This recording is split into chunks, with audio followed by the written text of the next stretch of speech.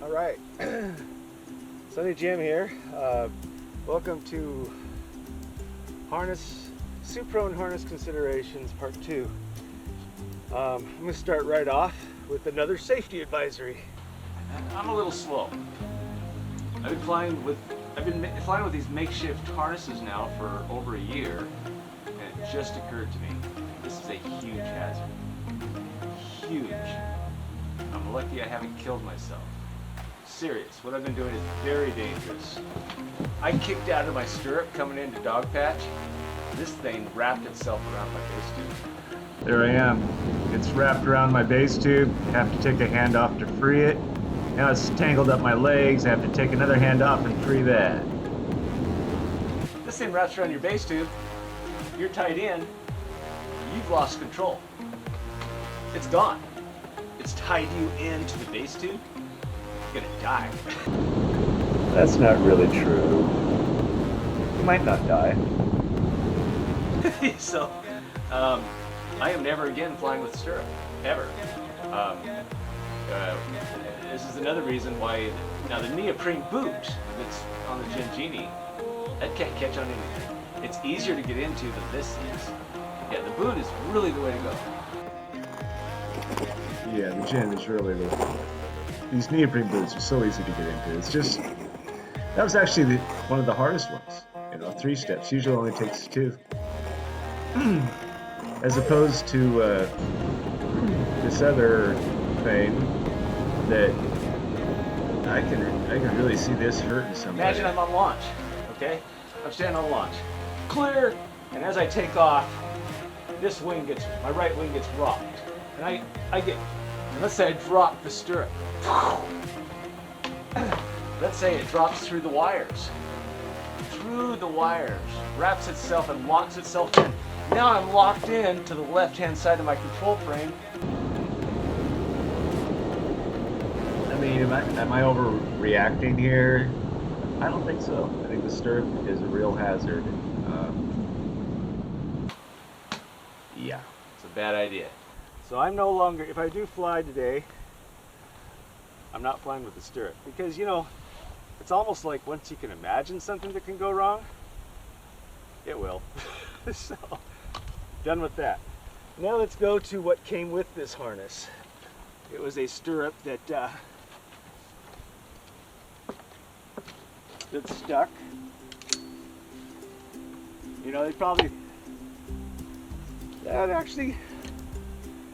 I'll fly with this, because even back here, sometimes I fly like that, but it doesn't look like it can snag on anything.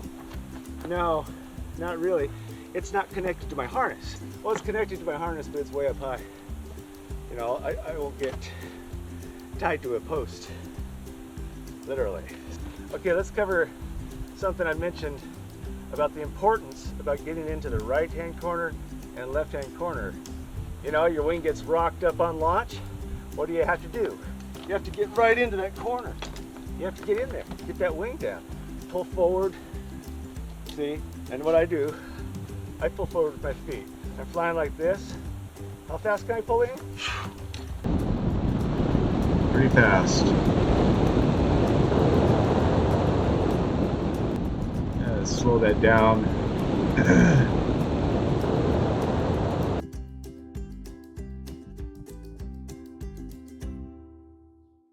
Just like that.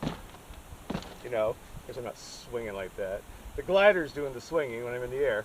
But I'd like to get into that corner. Actually, I have to use my feet. I have to train myself to use my feet.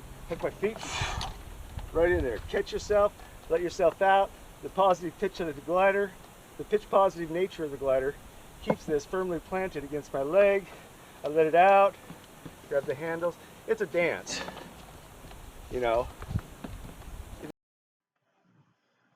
And it works better with a belly bar base tube. Using the straight bar wasn't quite as efficient. Anyway, I wanted to point out, so the stirrup's a safety hazard, and it's also, I consider it a safety hazard if we cannot get into these left and right hand corners. See, with prone, we've been able to, get it over the bar, when we get popped up, we can get over the bar and get into this corner, you know, we get over and get into this corner, and we have to do that all the time. So it's important, and with the FlyBar, I was actually trying to create that ability for us to do that, and I have. I can get into those corners. It's going to be a good day flying today, so breaking down.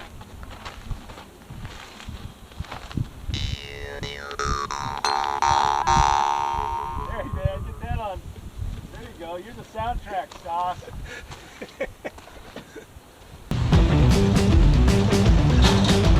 So I have two goals for this this test flight today. The first goal is I want to set myself so my bottom is somewhere between 2.5 to 3.5 inches off the base tube. See how the roll control feels flying about 3 inches off the base tube. Because after the Suprone specific harness is made, that is about where our bottom is going to end up. By the time there's, you know, 1 inch to 1.5 inches padding and the carbon fiber shell, our bottom is probably going to be about 2.5 inches off the base tube. Goal number 2 is I'm still not convinced this Sunbird harness, when I rock up, flares like I needed to. You know, you remember my last landing, and harness considerations part 1 was a crash. We're here. Oh, we're not done yet. Maybe we are.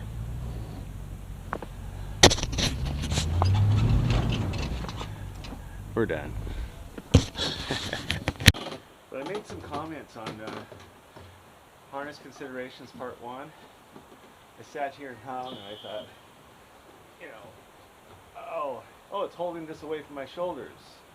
Maybe that's how it works. And but not really. Look at this. If I've got these as tight as they'll go, and if I get fully upright, no. See, I'm against them.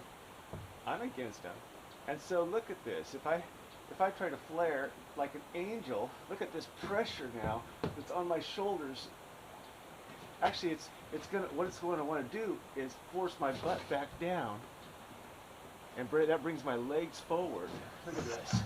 So I sent an email to Will's Wing, and I received a reply from Steve Pearson. I sent him a picture of the harness I was using, and his reply was his harness would not be a lot different than the harness I was using, and that is why he rotates through the risers of this harness you're looking at right here to take off and flare. So there we go. I also took a look at the finsterwalder harness. The geometry is very similar to the Sunbird harness that I'm using. It's very similar to the geometry of the harness Will's Wing is using with their EZY flyer. This harness could be used in Suprone on gliders with very tall A-frames. Yeah. So I'm not sure. Maybe this type of harness worked for supine because the down tubes, the A-frame, is not as far swept forward. Maybe that's why. But see, this basically just draws a straight line from whatever forward point it is on your legs, and it looks like it's right under the crease of my buttocks. It's straight. It's not like holding it forward or anything. So I wanted to get in one more landing with this, because my landing, you know, I'm pretty good at the stand-up landing. I wanted to feel for some pressure, and especially I wanted to feel for when I try to flare, does it just swing my butt back forward? So that's why I'm doing this flight. It's just to test this.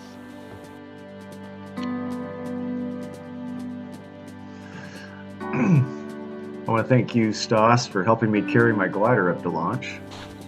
Last 100 feet. Beautiful day. And thank you, Rick. It's on. Thanks, Rick. Okay.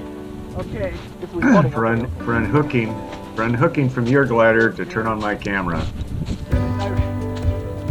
To make sure you get hooked back in. Okay, good. Oh, we're watching to make sure you get hooked back in. Listen for Rick's comment. Don't worry, I did not drink any Long Island. What? I did not drink any Long Island. I did not drink any Long Island. Don't worry. Don't worry. Okay. Okay, I'm good. All right. All right.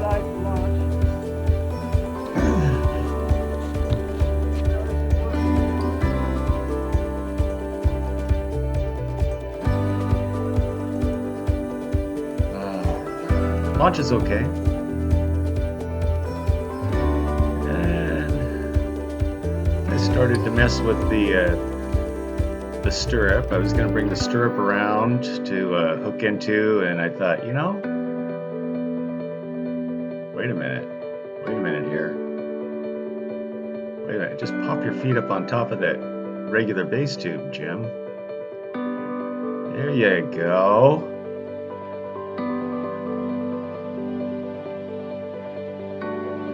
So these, I'm going to call them sling type harnesses. The Will's Wing, the finsterwalder Skyfloater, and this Sunbird that you see me flying in here, I'm going to call them sling type. They would work. They would work. Flying 2.5 inches off the base tube. The harness I'm hoping to create is a harness we can use for cross country. I'm about ready to test for roll authority here at 2.5 inches off the base tube. And yeah, it's good. It's pretty good. But you know, any talk about roll authority isn't going to be complete unless we talk about the dynamics that I'm experiencing in the supine position as compared to the prone head first position. So I'm going to pull out an old clip of myself on this same glider flying this same mountain in the prone position, and let's talk about how much effort it takes to initiate a roll input. I'm flying one fist off the bar plus a reserve. Ends up being about 7.5 inches. Notice how I lead with my feet to initiate a turn. My shoulders are doing all the work to shift. A mistake new pilots commonly make is they just move the control bar. Oh, yeah, this might, I know this looks, you can't tell that one looks easier than the other, can you? I can't. So, but let's talk about the muscle groups that are being used here. Some pilots make this mistake. They just shift the control bar and they twist. They're just swapping ends and no real turning takes place. Okay, boom, boom, boom. And watch, I'm leading with my feet. I'm using my shoulders to initiate this. And a lot of us, you know, works for about the first hour and then it gets really tiring. But looks effortless. Okay, but let me take you back to the porch and show you the type of effort that it takes. See, using my shoulders, have to use my shoulders to shift all that rear weight. But look at this. This is how much effort I'm using in the supine position. I can fly the glider with one hand. It looks easy because it is. It's using an entirely different muscle group. Here I'm flying 1 inch off the base tube.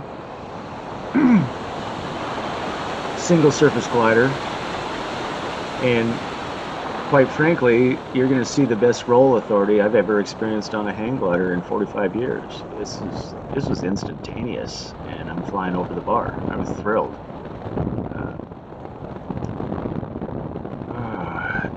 Here we go. Look at this. See, I don't have to counteract the twisting like I do in prone. This is an effortless back and forth action. It was so fast the GPS couldn't keep up with it. GPS froze up. Utilizes a different muscle group than prone. So a lot of us with old injuries, man, this is the way to go. It's super easy. It really is. I just rolled it in, and that, of course, was a piece of cake.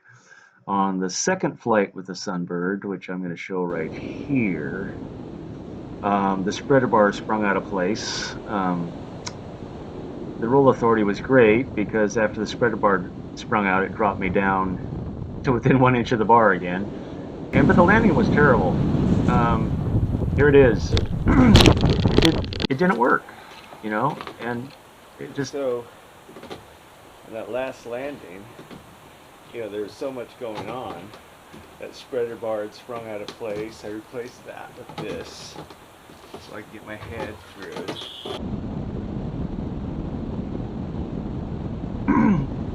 So now we're back to flight number 3. We've got the spreader bar. I rock up. I'm ready for this. And I know Stephen Pearson told me he has to rotate through to get a good flare. I'm a glutton for punishment. I'm actually going to try to flare without rotating through, even though I know I'm probably going to have a bad landing. How bad can it be? I'm actually going to try to pop it a little bit early, and I'm going to actually try to hold my flare. And just, you know, I just want to see if I can hold a flare and drop it in. So this is flight number 3. This is strictly to test the suitability of these styles of harnesses for what I have in mind. And right into the wind, hands are right level, and boom, and look at the legs get swung forward. Swinging forward of the legs. That was not intentional. That's that lever action swinging my legs forward. And down comes the nose. It did push back on my arms. I flared too early, but it also pushed back on my arms. Not as bad as the PG harnesses.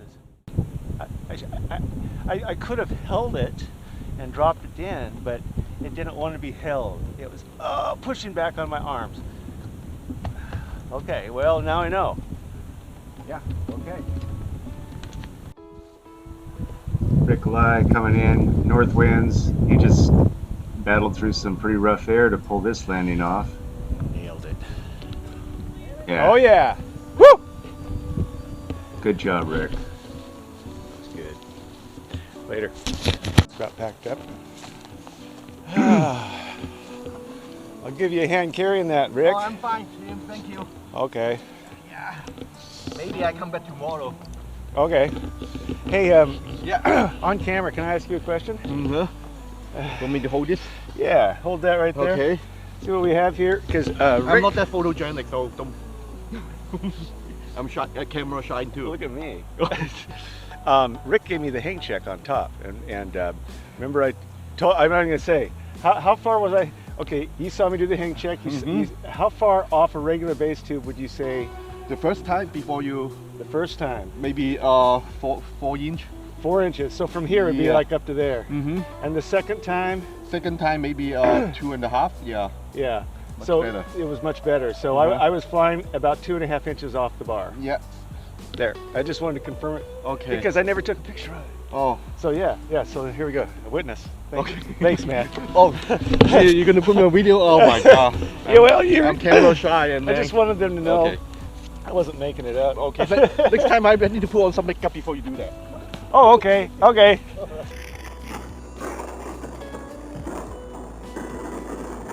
So some of you are wondering, well, why don't you just fly this setup, man? I thought you had it all nailed down. Well, look at that narrow area of operation the bottom of my harness has between the two humps. There's humps between my butt and the wheels. Those humps, I'm hitting on those. If I try to, it still keeps me from getting into the two forward corners. Harness like the Gin Genie, okay, and yes, you'll be able to pull in for speed, but again, if you have a harness with all that bundle underneath the bottom, when you try to get into this front left and right corners, it will bump on the hump. What I'm going to do here is I'm actually going to take the Genie race that I've been using, and I'm ripping it apart because basically I've taken out the parachute container, I'm basically cutting a line right here. Okay, it's going to come. I'm going to take 4 inches out of this thing, all the way back to here. Okay, about it's gonna come about right here. I'm also cutting off this point. I'm going to bring the point down and I'm going to re-sew it. So I'll still have storage space, but I won't have a point that catches on my wires. And I'm going to do this today, and hopefully fly it tomorrow, and that will be part 3. 2 hours later. Let's see how I did. No parachute container. Let's stick you in the ground. There we go. Oh.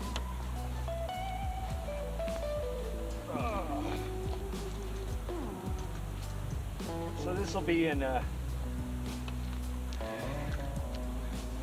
Suprone harness considerations.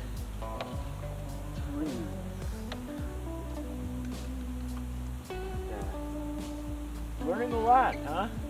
Me too.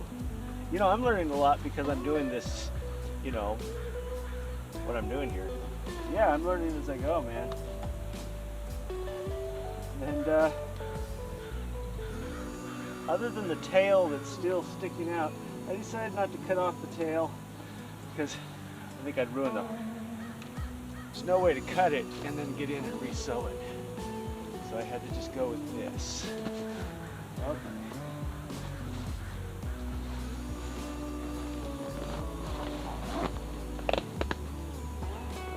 I think I can let it back farther. Oh, that feels different on this side so you can see it. Well, that's looking pretty good.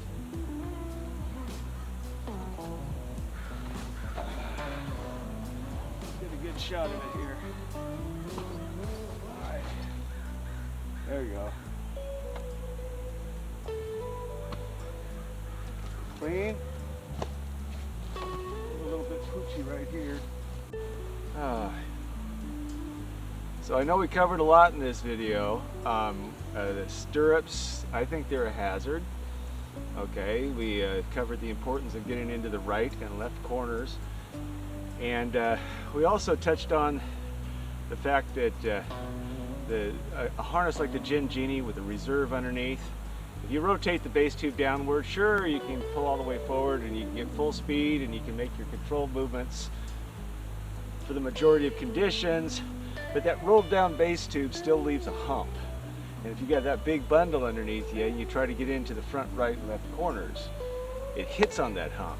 And we also touched again on the danger of slamming those reserve containers into humps.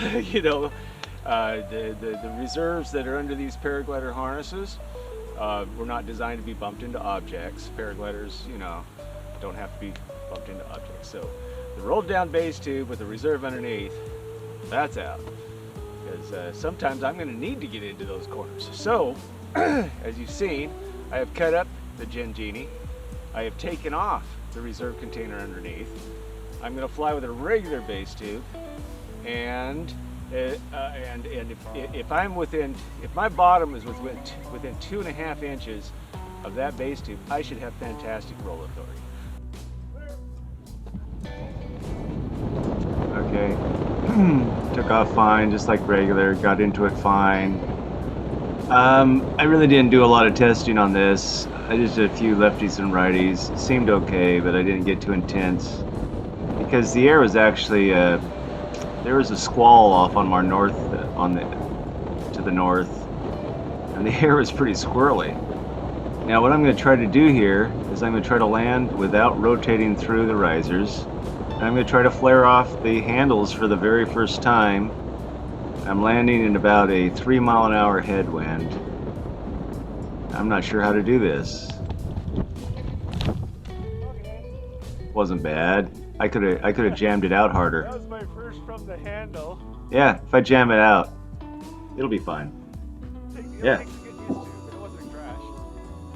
And the wind is from the north at looks like only 2 miles per hour. So I basically just pushed out not rotate through the risers. I'll push out harder next time. Yeah. Another new skill we have to learn. Yeah, so there's another way to land in Suprone with a FlyBar or, adequate handles. Cool.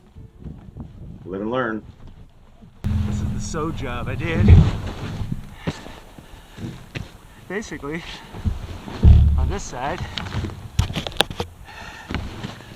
this is where there used to be a reserve container. This hung down another 4 inches. I just cut it off, and that's one way to do it. So what I visualize is a harness like this, easy to get into, with a nice clean bottom like this. We don't have to worry about jamming the parachute into anything. And also, this is going to raise our bottom down so close to the bar, we probably will not need to rotate our base tubes downwards. I'm flying here with just a regular speed bar. I had great roll authority, but the air is actually quite squirrely. There's squalls on just north of me, and wasn't the most relaxed flight in the world. Later. So in summary, this finsterwalder, the description says it would work in Suprone for gliders with tall A-frames, but you have to be mindful of the flare. That's what their description says. This was designed for supine, which is below the base tube, but it would work in gliders with tall A-frames. Now this one is by Will's Wing, is obviously designed for the Suprone position, and Stephen Pearson responded to me and says he does rotate through the risers for takeoffs and landings.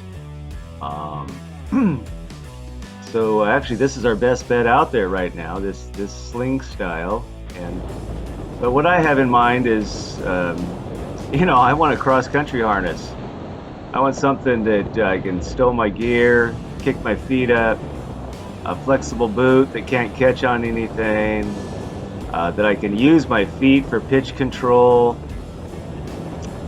I'll probably go back and chop that tail off. That tail that catches on the wires is really a pain in the butt. The air was really squirrely, and the winds had gone north, and I really had second thoughts about trying to land using just the handles. I could have rotated through the risers at any point in this approach. I thought, Jim, you should just rotate. And I thought, no. I'm going to try to land off using the handles. And it worked out okay. Next time, I'll be more aggressive. This was my first attempt. So yeah, if you're interested in flying this way, I'm looking for a very clean harness, and I'm definitely looking into developing a hinge point, which is actually Scott Campbell's idea. It wasn't my idea. Got to give him credit for that. It may or may not work. I don't know, but that's why we're funding this R&D. We're gonna basically tear apart and look into every possibility and how we can get a harness working like duck grease in the Suprone position. That's the goal. I mean, this wasn't that bad, but Okay. pretty wussy flare. That was my first from the handle. Yeah, we know, Jim. Give it up.